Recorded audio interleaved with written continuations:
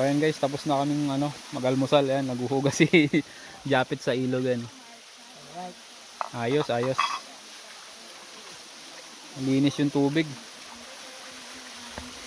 Bali dumating na guys yung yung nagbabantay dito sa lugar. Ayun sila oh.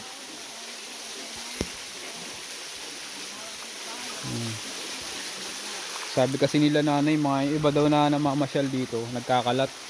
Sana hindi tayo nagkakalat dito kasi ganda rito. Saka dapat i-appreciate natin yung nature. Baka next time na pagpunta natin dito, mas malakas na yung agos ng tubig dito.